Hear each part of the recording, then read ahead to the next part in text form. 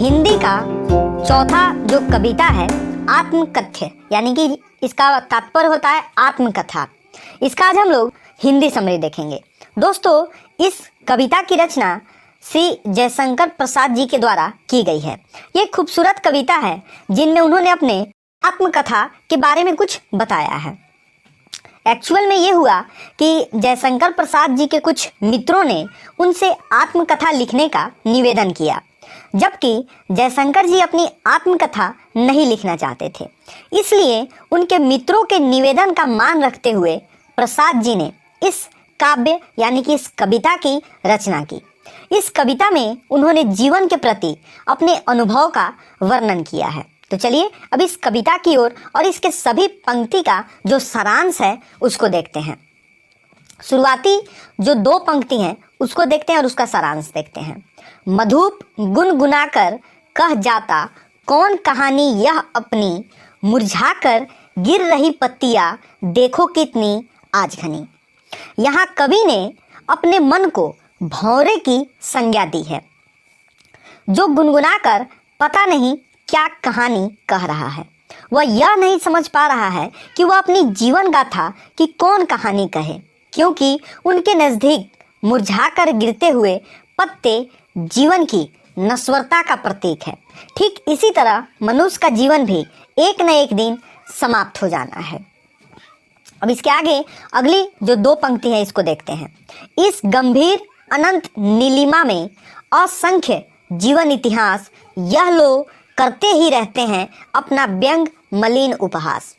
इस 2 लाइन में कवि ने बताया है कि यह नीला आकाश जो कि पूरे अनंत तक फैला हुआ है, उसमें बहुत सारे लोगों ने अपने जीवन का इतिहास लिखा है, जिसे पढ़कर कवि को ऐसा लगता है मानो उन्होंने स्वयं की आत्मकथा लिखकर खुद का मजाक उड़ाया है और लोग इन्हें पढ़कर उन पर हंस भी रहे हैं। अगला जो 2 पंक्ति है इसको देखते हैं। तब भी कहते हो कह डालूं दुर्बलता अपनी बीती, तुम सुनकर सुख पाओगे देखोगे यह गागर रीति। इस 2 पंक्ति के अनुसार कवि अपने मित्रों से यह प्रश्न करने के लिए बाध्य हो जाता है कि क्या तुम फिर भी चाहते हो कि मैं भी अपने जीवन की सारी जो गाथाएं हैं उसे लिख डालूं, जिन्हें पढ़कर तुम लोग मेरी जीवन की खाली गगरी को देखकर मेरा मजाक बनाओगे। यह जो है ये कवि अपने मित्रों से एक प्रश्न पूछते हैं। अगला जो 2 पंक्ति है उसको देखते हैं। किंतु कहीं ऐसा न हो कि तुम ही खाली करने वाले, अपने को समझो मेरा रस ले अपनी भरने वाले। इसमें कवि कहते हैं कि जिन मित्रों ने कवि से आत्मकथा लिखने का आग्रह किया था, उनसे कवि कहते हैं कि मेरी आत्मकथा पढ़कर और मेरे जीवन की गगरी खाली देखकर कहीं ऐसा ना हो कि तुम खुद को मेरे दुखों का कारण समझ बैठो और यह सोचने लग जाओ कि तुम ही ने मेरी जीवन रूपी गगरी को खाली किया है। अगली 2 पंक्ति जो है या 2 लाइन है इसको देखते हैं। यह विडंबना अरे सरलते तेरी हंसी उड़ाऊं मैं, भूले अपनी या प्रवचना औरों को दिखलाऊं मैं। इस 2 पंक्ति जो है 2 लाइन में कवि का तात्पर्य यह है कि उनका स्वभाव बहुत ही सरल है।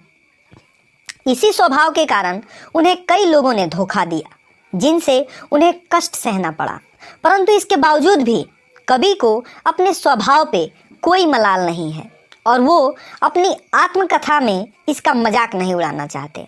ना वो अपनी भूले बताना चाहते हैं और ना ही वो छल कपट गिनाना चाहते हैं जो उन्हें सहने पड़े।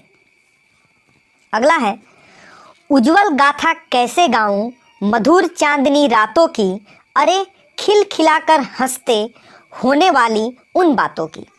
इन 2 लाइन में कवि ने बताया है कि वो रातों के हसीन लम्हे जो उन्होंने अपनी प्रेमिका के साथ बिताए थे, वो साथ में हंसकर की गई मीठी बातें, इन सभी उनके निजी अनुभव हैं। वो ये अनुभव कैसे और क्यों अपनी आत्मकथा में लिखकर लोगों को सुनाए, ये तो उनके जीवन की एक पूंजी है और इस पर सिर्फ और सिर्फ कवि का ही हक है।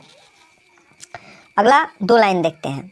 मिला कहाँ वो सुख जिसका मैं स्वप्न देखकर जाग गया, आलिंगन में आते आते मुस्काया कर जो भाग गया।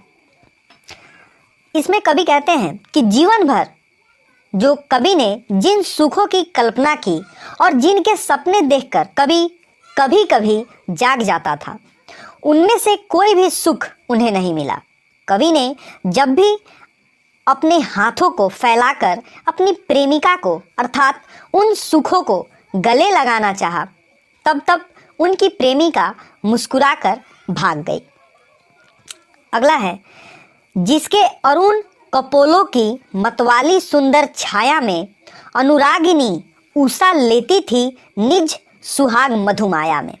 इस पंक्ति में कवि अपनी प्रेमिका की सुंदरता का बखान करते हुए कहते हैं कि उनकी प्रेमिका के लाल लाल गाल इतने सुंदर थे कि उषा भी अपनी लालिमा उन्हीं से उधार लेती थी।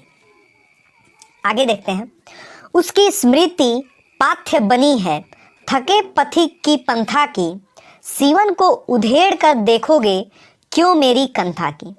कवि कहता है कि उनकी प्रेमिका के साथ बिताए हसीन पलों को याद करके आज कवि इस अकेले संसार में अपना जीवन व्यतीत कर रहा है और उनके जीवन का एकमात्र सहारा यही सभी यादें हैं। वो अपने मित्र से कहते हैं कि क्या तुम उन यादों को देखना चाहते हो, और इस प्रकार मेरी आत्मकथा पढ़कर मेरी भूली हुई यादों को फिर से तुम कुरेदना चाहते हो और मेरी यादों की चादर को तार तार करना चाहते हो।